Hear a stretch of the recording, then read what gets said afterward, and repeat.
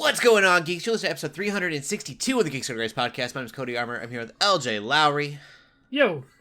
And Shelly had to step out. We actually all had to step out last week, which we haven't done in a long time without it being a holiday. We always take holidays off when we can. But we all kind of just took a mental health day, and that was we needed really nice. Yeah. I ran away to the forest. I went to a park called Petit Jean. And nice. They have a hike that's 4.5 miles long. It's a loop. It's called Seven Hollows. If you're in the area at all, it's on a list of some of the best hikes in Arkansas. It's amazing. I have pictures on my Instagram of it, but I basically grabbed a hammock, found a place. It's a hammock safe state park. I know the rules. I looked it up. Found out that's a big. I didn't even think about that until someone had mentioned it to me. But don't just put hammocks up in random places that aren't. Yeah, I was gonna say I didn't know that was a thing, but that's cool. Yeah, it can hurt the trees, so you gotta kind of know if it's okay to do or not. But yeah, super cool. Took a nap in the middle of nowhere. It was wonderful. Yeah, I did a so the reason I was good with that mental health day was on Friday night I did a charity stream for my friends at Victims and Villains, and it turned out, just because I think I covered for somebody who was having technical issues, I stayed up a total of 24 hours on Friday. Wow, okay, yeah. I'm like, okay. I had drinking coffee earlier that day and then had some energy later in the day, thinking okay, cool, this will last me until I need to go to sleep. And it was one of those things where I just, I was helping the next person, and I was like, hey, I can just, you don't have a lot of time left, I can just cover for you. And they're like, oh, you appreciate it. And so, yeah, I stayed up for 24 hours. And then I got some sleep, and then later that day, I actually met, on Saturday, I met Dallas and Celeste. They were down here cool. in town for a youth conference, and so I went and showed them this really good Mexican food spot and hung out with them for about an hour. So it was really great to meet them. Such great people. Yeah, they're super awesome. And so it was finally good to meet them, and then I was still slightly recovering, even on Sunday, and then for sure. I'm I could use the rest still, so it worked out. So yeah, definitely. That sounds like an awesome hike, though. And then Shelly, she probably doesn't want us to get super into the details, but she had a bit of an emergency, family and medical, so she is not here again. We don't ask for prayer on the podcast, probably as much as we should. We got all these listeners, prayer warriors out there that would, but I believe that Shelly would very much appreciate your prayers while they kind of go through kind of a situation. So hopefully everything will be all right with that. But we're thinking about you, Shelly. We're praying for you. We love you. This week, though, we're geeking out about Disney games, almost Disney cat movies, Disney Halloween TV shows, and other mouse monopoly news. Everything's Disney all the time. We somehow found a way to connect it all again. Yes. Still waiting on Disney to buy us. It hasn't happened yet, but if it ain't Disney, it's going to be Microsoft. Yeah. Oh, we didn't put that in the news. I guess it's not the leaked email. Did you see that? This is kind of a rant, not a news piece. Well, that's what this news article with Bethesda is kind of related to. Okay, cool. About them wanting to buy Nintendo. Yeah. So crazy. Yep. Yeah, I don't know how I feel about that. If it was, I don't know. That might have been a problem. Uh-huh. Because you would have just gotten the Xbox Switch, I guess, and the Nintendo games. But I don't know. Yeah. Very Monopoly-like. Yeah. It's going to be Google, Apple, Xbox, Disney, and then I think that hits all the bases. Yeah, it does. Maybe Warner Brothers Music? Sony. No, Ooh. Sony Music. Yeah. I'm trying to think of the big labels. Either Warner Bros. Or Sony. Anyways. Yeah. Getting off on a tangent here. Talking about the games we've been playing, I told everyone that I got Starfield, and I haven't touched it. So there was an update about for Cyberpunk 2077. Yeah, they had the 2.0 update. Yeah, it's really cool. I spent the last couple days doing that. I don't know if I'm pretty sure that there are new missions, but I'm not positive. I may have just been. Cyberpunk is so annoying about the way time works as far as missions go, and so missions will they take place a certain amount of time in game after the last mission happened. Right. And so I may have just been flying through so much that I'm just now getting these things as I'm walking through. But I had been playing for quite a while and was pretty sure that I wasn't going to get any more missions the last time I'd played it, besides beating it. So I can't find anything on the internet saying whether or not these are new missions or if this they is have just... said that they were adding various side content. So I don't know if that was I didn't know if that was locked to Phantom Liberty or if it was just to the game. It hasn't really nothing's been important, but it's been fun. Just little cool things. They're connecting some dots that were not really, they just didn't really matter, and then they kind of gave them a little reason to matter, which is cool. There was tributes and stuff, I guess they added related to Edge Runners also that was not tied to Phantom Liberty. So cool. Yeah, something pretty big actually.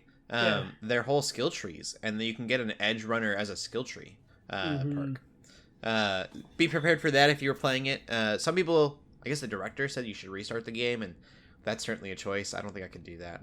I just don't play I don't know. I'm pretty far into the game, and I haven't beat it yet. Yeah, I did beat it, and so I'm kind of bummed. I'm going to have to buy Phantom Liberty and enjoy everything that's new, but I don't think I could. I think I'd be done with the game again. By the time I beat it again, I would be I'm done. I don't need a DLC at that point. But be prepared, LJ. You haven't turned it on yet. Your entire skill tree is you got all your skill points back, and they reset everything. Oh, respec everything. Wow. Okay. Yep. So you have to go through because it's so different and put your points back to where you want them. Okay. And it's weird because they're yeah, now you can play it your own way. And I was playing my own way. I had my skill tree set up the way that I wanted. But this does look a little bit more traditional as far as RPGs go. It's actually kind of funny because I'm playing Forbidden West as well. And besides the fact that one is from the top to the bottom, the other one's from the bottom to the top, they are more similar RPG skill trees. That's funny. Yeah. Excited for Phantom Liberty. The car combat I'm really bad at, but it's cool. There is a couple of different things with the way you can get out of the car, which sounds really stupid, but is a lot of fun because I can just double jump out of a car right now. Nice. It feels very powerful. And then you brought up the Edge Runners thing. You can get cyber psychosis, I guess. And so the way that it's going to work in the game, from what I've seen, I don't have it, so I can't really get too far into it, but from what I'm gathering, you will just go into a rage every once in a while if you have the perk and have enough specs to go into cyber psychosis.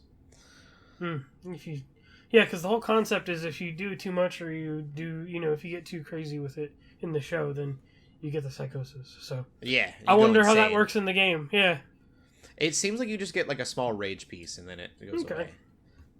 Which, I mean, they can't have you just permanently go crazy and not be able to control your character. That wouldn't make sense. Yeah. So, there's a couple different, there's small things, little text messages I'm getting from people that are just following up that I thought I'd never hear from again because the game was over. Just little things that are nice. Wow. It is really interesting to go from Forbidden West, which is very peaceful most times, unless you're fighting something, to this where everything is so loud. I actually went to the Badlands. I can't remember what they call it, but the Badlands in Cyberpunk, just to get away from the noise of the city, because it was so loud, and not sound loud, just visually, so much going on. You need some calm. Yeah. But it's cool to come back to Night City. I'm having a lot of fun so far. What have you been playing, LJ?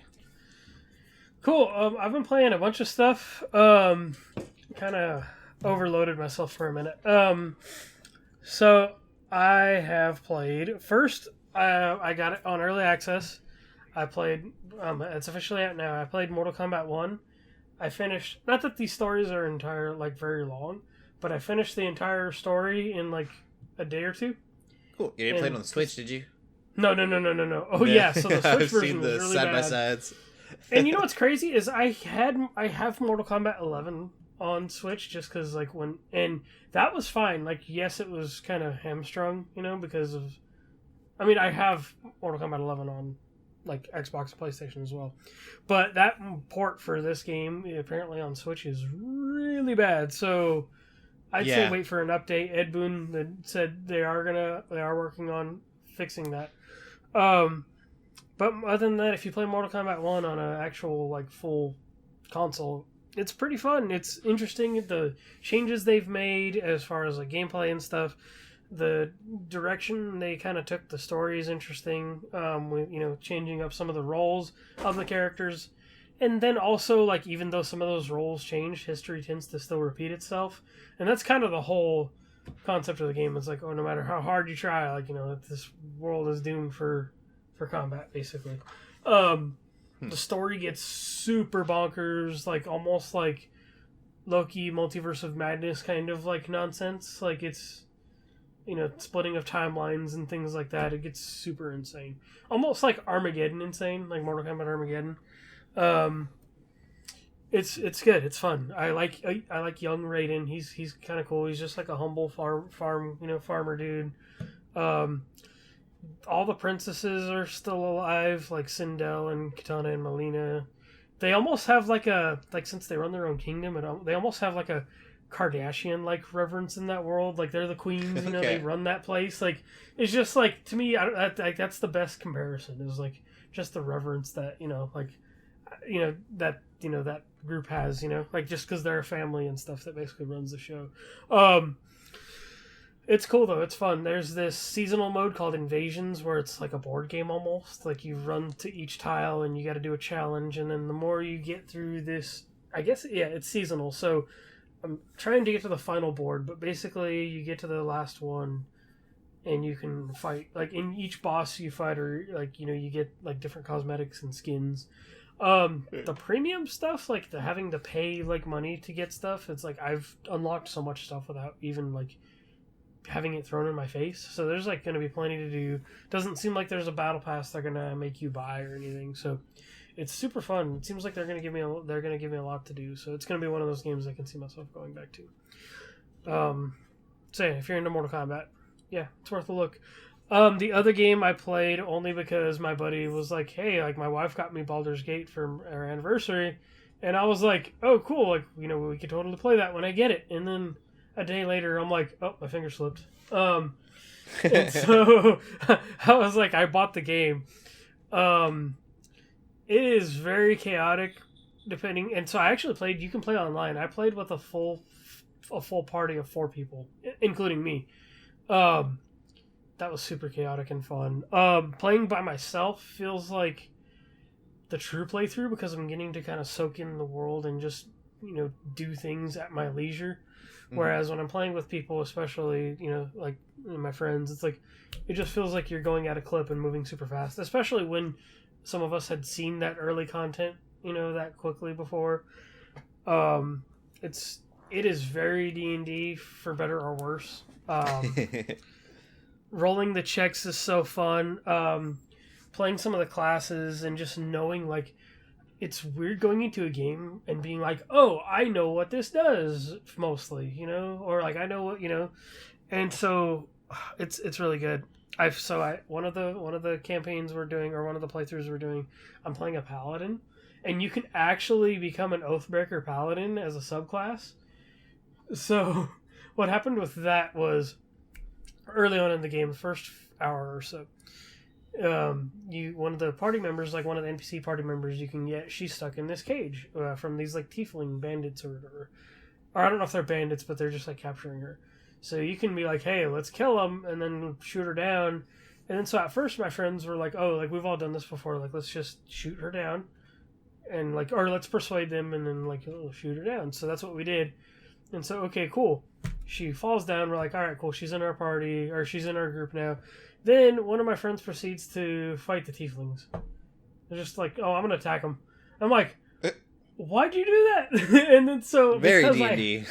Because I helped fight the tieflings, because I attacked one of the tieflings, I had this Oathbreaker paladin like have this vision, like bring me this vision or whatever, and it's like, oh, you've broken your oath and all that, come see me at your camp, if you decide that you want to fully break your oath. And I'm like, oh, I was like, I did not know that was a thing. And so it's just like fascinating, the attention to detail that this game does have. And it's the little things. It's all these little things that I feel like D&D fans are like really gonna love. Super fun. That's awesome.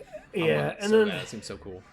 It is. It really is. And then the last thing, it took a few days because it had a really rough launch with servers.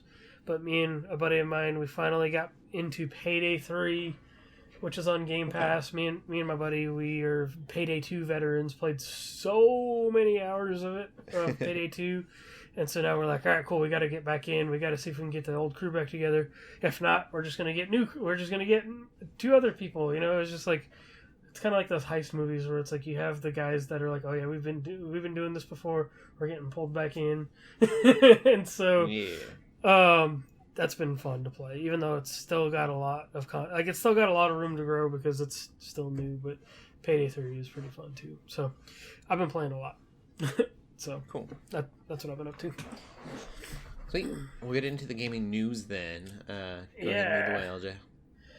Yeah. So, first piece of news is that Hideki Kamiya is leaving Platinum Games. Hideki Kamiya is known for the creation of Resident Evil, and Devil May Cry, Bayonetta, a bunch of those bunch of the action games that we know and love. A lot of people know like games like The Wonderful 101 from like the Wii U, stuff like that. He's responsible for that. Okay. And he's worked with developers like Shinji Mikami, who was known for a couple other things. Like she's done some stuff as well. She used to be part of Platinum, I think. But he's done a bunch of really well-known games, especially through Capcom. And he decided he's leaving Platinum Games. He does not sure what he's going to go do yet, but he still basically says like, I'm going to be making games. So whether that's through his own studio or he goes back somewhere, but yeah, a lot of people enjoy that dude's work. So Platinum Games, it'll be interesting to see what they come up with. There's like the Platinum Games that are like, there's that part of the company that's like, oh, we're gonna do this like cheesy like licensed game that's probably not very good, But then there's like the side of that company that also like makes and publishes really good stuff, like Nier Automata and stuff like that, and Bayonetta and stuff like that. So it's just interesting. Like I'm curious to see where that dude's gonna go and seeing what's gonna happen with it. So yeah, crazy. Sure. Feels like it feels like an end of an era for a lot of people for Platinum, for people who love like Platinum games. Well, we didn't get a ton of details on like what exactly happened. I thought the wording was really interesting with the we regret to inform you, and that could easily just be translation stuff. But we're good to announce that he will be leaving. I'm like, I want him to go back to Capcom and help make a new Beautiful Joe game. That'd be cool. I think Platinum originally, or I think they were called Clover at the time, but they originally made that game. I'm like, I want more. I want that game to come back. So, cool. Yeah. So, the next piece of news I think is probably the one we're gonna get the more discussion and thoughts out of. But I was interested to this is a link I randomly clicked on, so I'm like, okay, leaker can reveals Bethesda's next project, and I'm thinking, okay, well, whatever. Like this is probably gonna be a dumb article. But it turns out that Bethesda's next project might be a Disney property, and this is coming out of what we were just talking about with like the Microsoft leaks and all that, and how they were going to buy Nintendo and all this stuff, or they looked at buying Nintendo. And this also makes sense because they're Machine Games, I think it's called. They're working on an Indiana Jones game. Those are the people that made Wolfenstein, and so whichever studio they got, Bethesda has working on this thing. I'm curious to see what it is. I think it's exciting. Could be a lot of different things. You had mentioned maybe a Pirates thing. I think that would be really cool. Pirates of the Caribbean. Yes. So I remember this game. I don't know if they published it or it was a team that worked on it. It was a pretty rough game. but it was a Pirates of the Caribbean game that was done by Bethesda, and it was on Xbox, I think. So weird. So I'm just like, oh, they could totally go back to that. Like, they've definitely worked on a Pirates of the Caribbean game before. You don't I'm down with some Pirates Skyrim. That's yeah, my thing is I'm like, what it would be like Skyrim or Fallout. I'm like Fallout version of. I mean, we literally just had Space Fallout. You can do basically Pirate Skyrim. Like they're not a one-trick pony, but they're kind of they're like a two-trick pony. yeah. I mean, then we've had other like pirate-themed RPGs like that before too. So I'm like, you could take the layup and just do Pirates of the Caribbean. I would be curious to see what else they could do though. So we don't know what that is yet. Yeah. Disney properties. Mm-hmm. Totally. Star Wars would be cool. Star Wars kind of overdone, but some kind of Star Wars game. Yeah, we definitely got a lot of those coming. Yeah, I feel like Outlaws is what I would want a Bethesda Star Wars to be anyway. So that feels like a Red Dead Star Wars. I'm so down for it. That. It really does. Yeah. Be cool. Yeah. I can't think of a better choice than Pirates though. Honestly, like a pirate themed RPG. Real mythical a new stuff going on, some legit. fantastical things. Yeah, cool. And then it's like if you do a single player thing, like we already have Skull and Bones and Sea of Thieves, which those are like multiplayer centric things. So yeah, I think Pirates would be the way to go. That's cool. So we'll get into the movies then. We'll start with you, LJ. Okay. I definitely went. I tend to not watch a lot of these, but when I do, I seem to enjoy most of them. I watched a horror movie, and this is probably one of the most popular, I guess, horror movies or independent movies to come out in the last couple months. But the movie is Talk to Me, and it is an A24 movie, and so it's low budget, but it's really the Green Knight has made me cringe at anything A21. A24 does some A24, good stuff. A24. So, like, not A21. A21 is a human trafficking thing. I'm pretty sure. I mean, Everything Everywhere All at Once was A24 as well, I believe. So it really depends on the project, because they're backing most of these projects. And so Talk to Me it's low budget. It's definitely a lower budget horror movie, but it's good. It's about and this is I know we're getting into kind of spiritual stuff here, so I would definitely not recommend it if if this kind of thing makes you uncomfortable. But basically, it's these these like college kids messing with this I guess it's like ceramic or something, or it's like sealed. It's supposed to be this hand that was like part of this I don't know if it was like a witch or somebody. I forget. They explained it in the movie. They're basically doing a Ouija board type thing, though, right? Yes, they are. And so basically, you do this thing, and you basically let yourself get possessed for a while, and just trip out and basically let the spirits in, basically. Which yes, it's very. I find the Ouija board thing if any movie are messing with actual seances or Ouija board stuff, I will nope out of that. But this is a totally fictional way of doing it to me. So I was like, okay, I don't, this is totally made up. Yeah. So basically they grab the hand, they tie themselves to the chair and grab the hand and then do the thing. And basically the story is what happens if you keep messing with it and something goes wrong,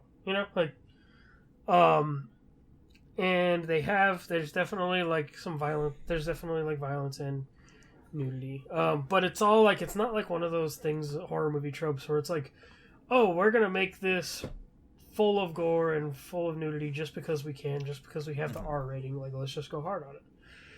It's genuine. It's an interesting story, and the ending kind of leaves you wondering, okay, what did that mean? So it's just kind of one of those movies that might make you start googling or watching a YouTube video or something afterwards, just to be oh, how should I interpret that or whatever.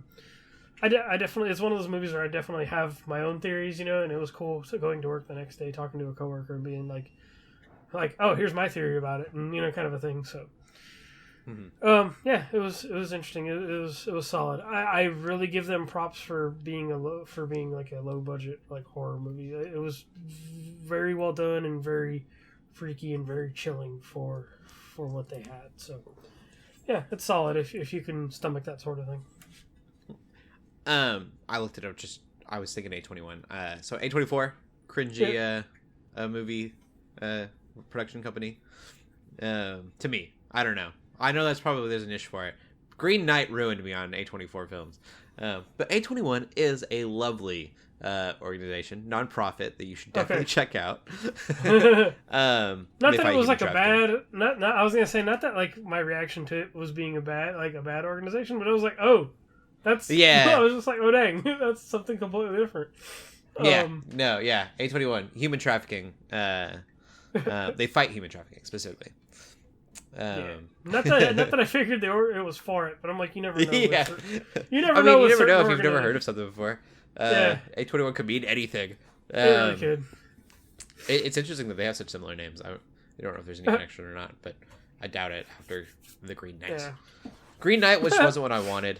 I'm being a baby about it. And then they had the lamb thing. What was the sheep movie? Oh. Yeah. Treated a sheep like a person. I don't know. A24. Yes, there are definitely some very. It's an independent film company, so they basically back and distribute people's independent films. The Green Knight, I do agree in like that movie did have some issues that weren't necessarily like they're bigger than just I don't know. There were bigger issues than like I feel like what the movie was like trying to be. I think my biggest issue with it was the advertising because. Yeah, when I was advertised, I did not think like they were like showing this battle scene, this like battlefield, and I'm like, man, this looks like it's gonna be good. And then the battlefield was like 10 seconds of the film. Yeah. So I agree. Anyways, tangents. I got to watch finally Mutant Mayhem, which is funny. So. I've been wanting to watch Legends, I think is what it's called, or Legendary, something like that. It's got, who plays Bane in Venom? Tom Hardy? Tom Hardy, and then it's his twin. And I keep going to Amazon Prime, and I'm like, I'm going to watch that, and something else will pop up in my suggested. And I have to pay for the Tom Hardy movie. And so I, Paramount Plus, I was like, oh, well, I can watch this for free. The Mutant Mayhem. Yeah. So we watched Mutant Mayhem, and I really, really loved it. I was giggling the entire time. It's so good. I just had a grin on my face that whole movie. It is exactly what the Ninja Turtles should be, and it's crazy to me that they haven't been yet. I think they say that they're 15 years old in the movie, but they feel like they're 13 and 14. They feel like very much little kids. Yeah. They're running around being goofy. They feel like annoying teenagers. And it's all of them, not just, Mikey. I think he probably got represented the least, and that's probably just because, I was able to talk about this beforehand, but not only was he like the comic relief, but I think like the other ones kind of, they're always... So, like, this is the angry one, and this is the nerdy one, and this has to be the leader. And they had those personalities, but the personality, like, they weren't engulfed in that personality. Right. They all were at the heart before any of that, teenagers, and that was really cool. Yeah. Also, I've never thought about it being so weird that April O'Neil is an adult, but really cool making her a high school kid. Yeah. Because it's kind of weird that she's, like, this adult hanging out with these teenagers that have a big crush on her. Yeah. In all the other movies. Never found that problematic till now, but now I'm like, that is a little problematic. Yeah. I think she's younger in like one of the cartoons or like. Oh, is she? Okay. Recently. But they've been de-aging her slowly, like the past couple like times they've like done this. Well, this, I was like spot on. Still maybe a little problematic that I might be a little bit spoilery. There's no kissing or anything, but they still like the turtles. She still likes the turtles. Yeah, that's it's definitely something that's been explored in the past. So weird. The Ninja Turtles are kind of goofy in general. Yeah. I don't know. I'm really curious how the next one will go. I think they've confirmed that there's a second movie. I'm not sure. There's an end credits scene, I think, too. That basically definitely sets it up. Yeah. Yep. I'll be curious just given like where the characters are at the end of this movie. Yeah. But it all ends up being way bigger and goofier in the end than I thought it would like yeah. The ending. I was like, what is happening at this point? But a lot of goofy, silly fun. I think everyone else has been raving about it. I'm kind of late to the party on it, but worth the watch. Mm-hmm. Also, would love, probably will never happen, but would totally be down for a Ninja Turtles Miles Morales crossover. They definitely that movie was definitely, the style of it was definitely influenced by the art's a little different, but because of the last Spider-Verse movie, you can just make that work. Yep.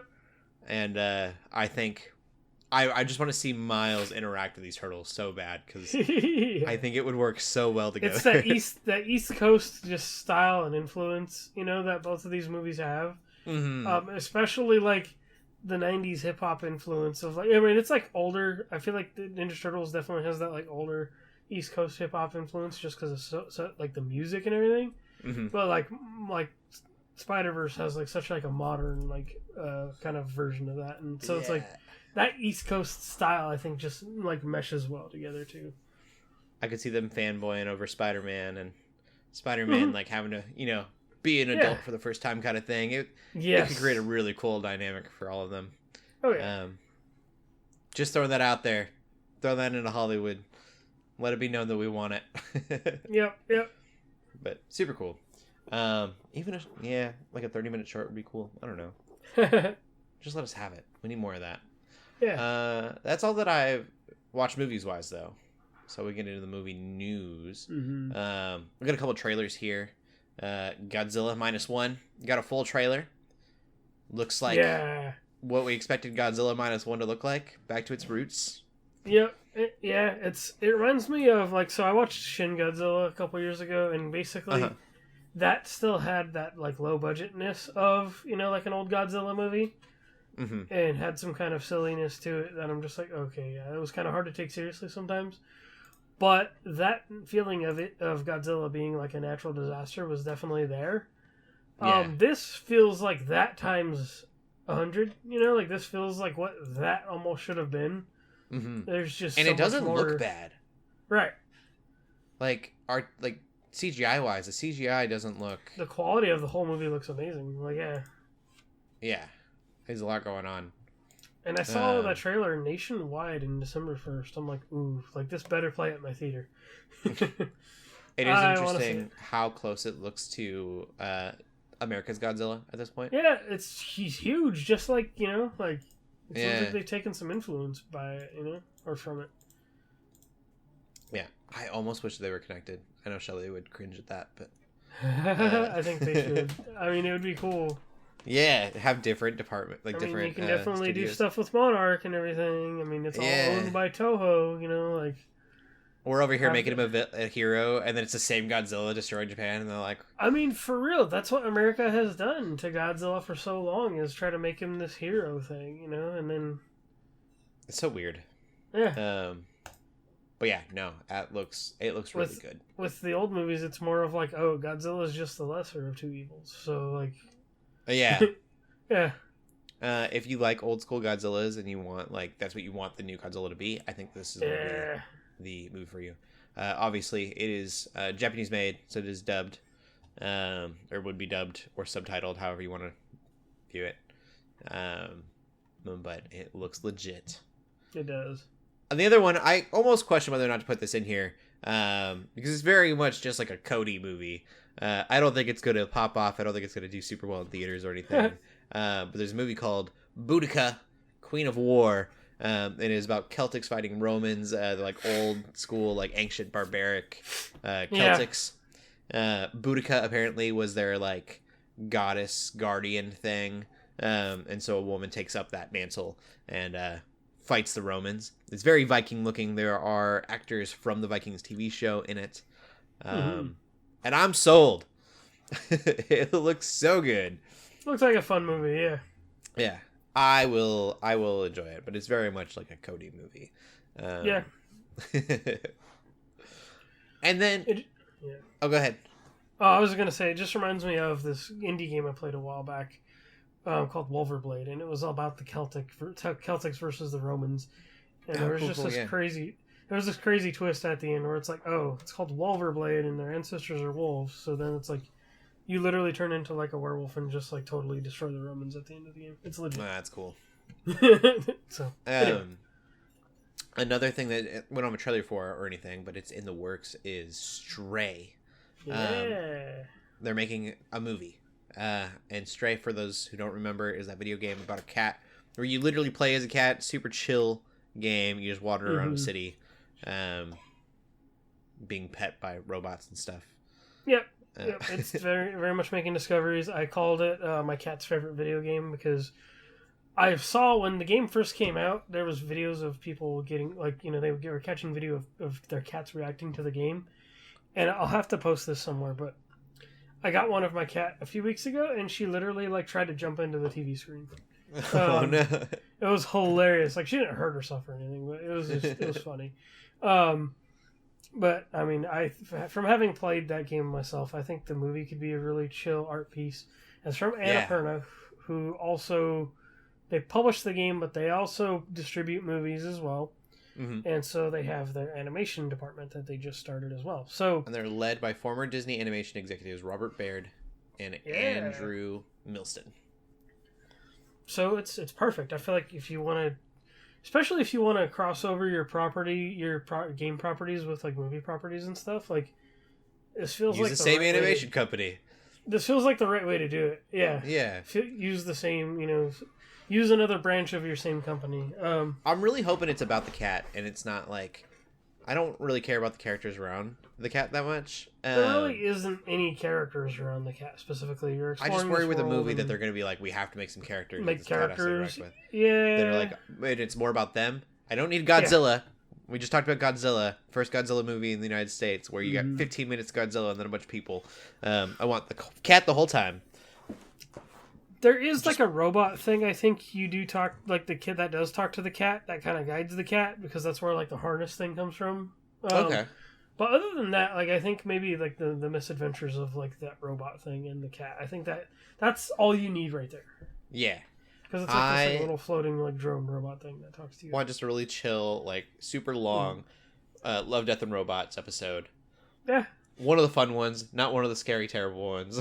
Yeah, because terrible in a good way. I don't mean the terrible. world is kind of dreary, but even though it is a peaceful game, you just go through along this world and just like learn things about it and what happened to it and stuff. To end up I want to be crying at the end of this movie. Yeah. But I want there to be very little dialogue, and we're just like, oh wow, that was an adventure. I want to go on a journey with this Stray. We'll see if that's what they do. I hope that's what they do. I have trust that they probably. I mean, Annapurna is good at making those smaller movies. They're really good at publishing these smaller indie games, and so I think I haven't seen whether any of their previous animated work has come out yet, because I think they have 2 projects done. But I feel like they're pretty good at the other things they do, so I imagine this will be pretty decent too. I would be okay if this was released by A24. That's funny. I don't want to be too mainstream. From there, we'll get into the TV stuff that we've been watching. You started Ahsoka, right? Yes. So I had to play catch up a little bit because I went through this phase where maybe for a good couple weeks I really was having trouble watching TV. Like I was struggling to like barely stay awake through an episode of anything I watched. So the other day, watching Ahsoka right now. Oh yeah. So the other day I basically was like, you know what? I've been playing a lot of video games. Let me just take a break. I even did some drawing or whatever while I watched it. But I finished the last 6 or 7 episodes of Rebels, which absolutely emotionally destroyed me. Because it just makes me sad that there are characters in Rebels that people who just started Ahsoka will never get to see. Like Kanan Jarrus. Kanan Jarrus is my favorite Star Wars character of all time. And he is so instrumental to that crew from Rebels that he's not in Ahsoka. Like, it's just, it was so good. And then, for those of you just being introduced to I don't know. But yeah, so for those of you being introduced to characters that are just showing up, that we got to know through watching Rebels is just watching the way Rebels ended made me, it's like, man, there's people that I feel like that missed out. And it sucks that, yes, you are going to have to watch a few seasons of a show to even make those connections, but I feel like it would be worth it. So Rebels was good. I'm finishing that. Ahsoka, I've watched about an episode and a half. And it's really trippy to see those characters in live action. Mm-hmm. And it's almost like the casting was really good too. I love Chopper. Oh yeah. Chopper's great. He's another character in Rebels that's like Chopper's amazing. He's sassy. He's like the sassiest droid like you'll ever like be introduced to. And then getting Tenet to come back as Hu Yang. Yes, it is so good. Cool. Yeah, I like it though, and watching parts of it makes me like. There's certain parts where I feel like it doesn't feel like they filmed like the whole thing on a green screen like other Star Wars shows have in the past. It feels very practical. Parts of it feel like they're channeling like original trilogy vibes also, and then parts of it just feel like the sequel that like it feels like the sequel trilogy like we should have got almost. Mm-hmm. But that I saw an article that I really loved and mentioned this, and I kind of agree with it. Is that instead of retconning the sequel trilogy, it's almost as if Filoni is kind of just making it irrelevant. So yeah, and I haven't really got Yeah, that's true. Yeah, because now we have Mandalorian and we have all these other things and Andor and everything, and now this. It's like, yeah, we don't really have to. It almost feels like we don't have to care about the sequel trilogy. That makes a lot of sense. Yeah, like I'm way more invested in this story than I ever was. Like this overarching story, not just Ahsoka. Than I was the sequel stuff. Yeah, it's good, and I know there's like I've legit been spoiled fully on like the later stuff, and that's also my fault. But also there were literally commercials in the middle of football games that like spoiled the biggest parts, and I'm just like, that's like, I get you're trying to get people to watch your show, but like, wow. Like I was even careful on the podcast. Yeah, and so now it's just like I'm glad that I caught up and watched it, and there's like other shows I need to catch up on now too. So you're how many episodes in now? I'm like two episodes in. Yeah. It's good though. I'm liking it, and I'm looking forward to seeing where it's going. I know there's still like an episode or two that needs to come out, I think. 2 episodes. Yep. Oh, you're right, because once this released, it'll only be 1. Yep. As far as when this goes live. So I'm excited. I love it. My wife has said that it's her favorite Star Wars show. I'm still going to Andor as my favorite. But the biggest thing that I love about the show is that it proved so many people that I talked to personally. I don't know if this is the broader community, but everyone that I talked to, and I've said this before in the podcast, was like, it's great. Star Wars is great when there are no Jedi and like no fantasy stuff is what they meant by that. And I'm like, this proves that so wrong. And you're not caught up yet, but it gets even like more into the high fantasy side of things. Yeah. We basically had space hobbits the other day. And I won't say much more than that. You can interpret that as you like. But like, it was amazing. I felt like I was watching like Lord of the Rings in space, and that was exactly what I want out of Star Wars. That's super cool. Yeah, it's its own kind of genre, and I feel like Star Wars has always kind of flirted with that idea, but they've never like taken that concept to the extreme. And Filoni is kind of just letting that loose right now, and I hope they continue to do so. Yeah. Yeah, it's been good. I'm glad that I caught up on it, because if I binge it a little more, maybe I'll catch up next week or something. But I'm on board with it. It's really good. I'll also say this was my a bummer realization that I realized a couple days ago. So Baylan Skoll is one of the villains in the show, and he is probably one of the most interesting Star Wars characters I've ever like. He's the most interesting Star Wars character I've seen so far in any Star Wars thing. Like he's complicated. He's this dark Jedi.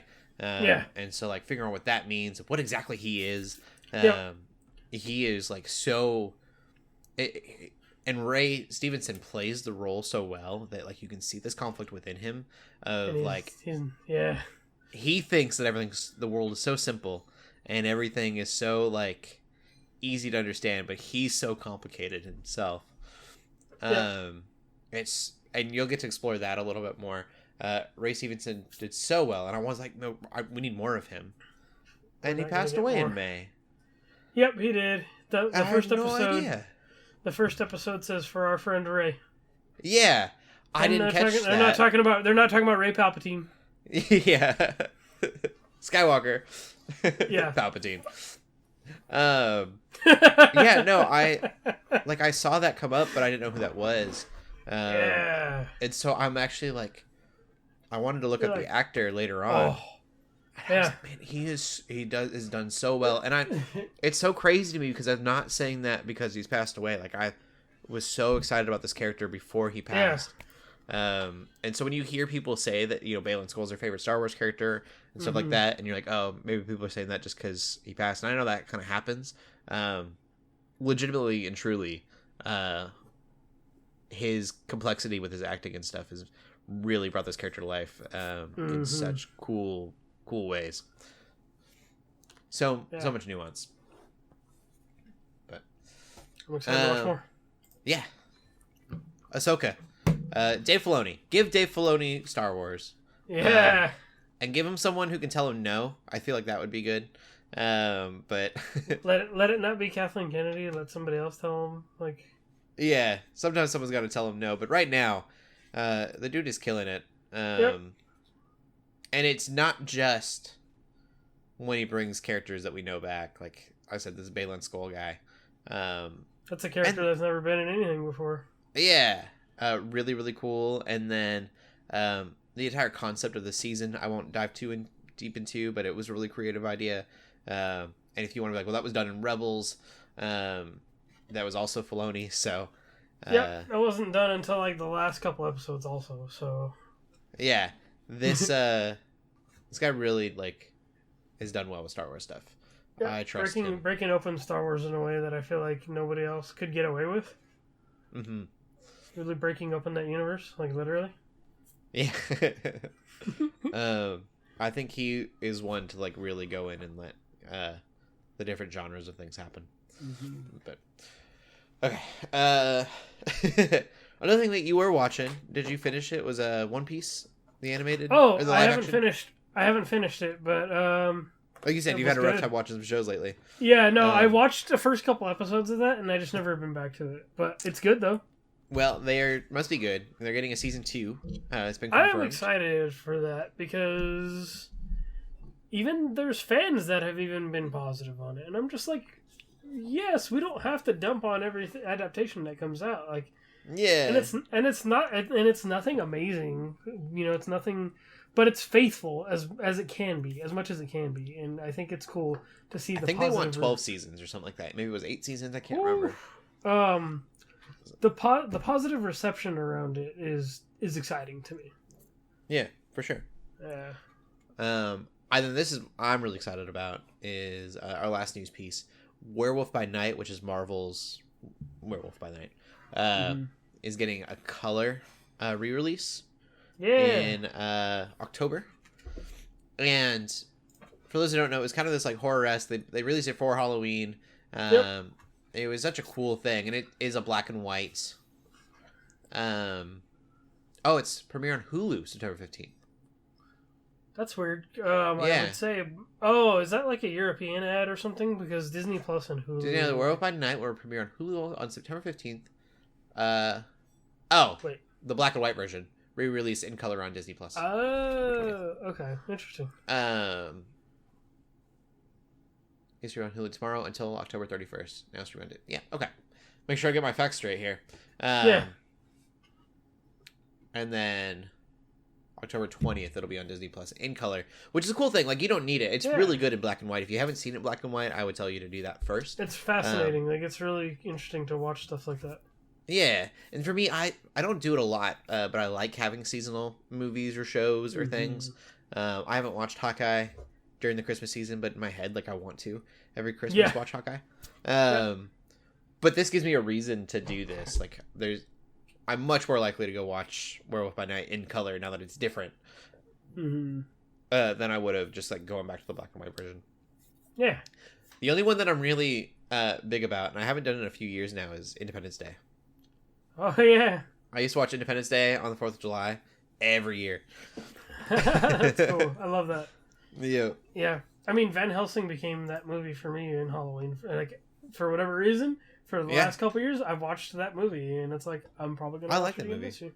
Yeah, it's cool. Yeah. Yeah, like I said, I would definitely suggest if you haven't seen it yet, go ahead and watch it in black and white first. It hasn't done anything, like there's no payoff yet. No reason to watch it. It's not connected to anything quite yet. But it's fun. Yeah. Really. It's a good watch. Mm-hmm. Really well done. And for a Marvel thing, when you think of like MCU, that makes it really kind of weird. Mm-hmm. And neat.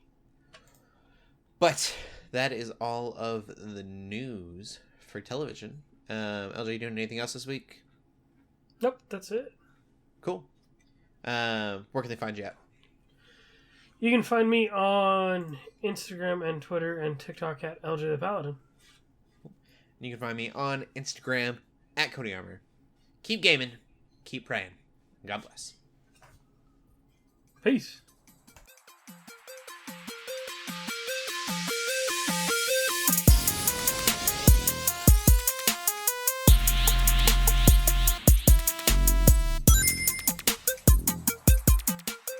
We hope you enjoyed this episode of the Geeks Under Grace podcast. We love hearing from you, so feel free to ask us questions or just comment on the show by using the hashtag GUGcast on Twitter or by joining the GUGcast questions channel in the Geeks Under Grace Discord.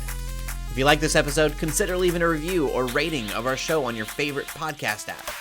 If you want even more Geeks Under Grace, you can always go to geeksundergrace.com. We love you all so much, so thank you for listening.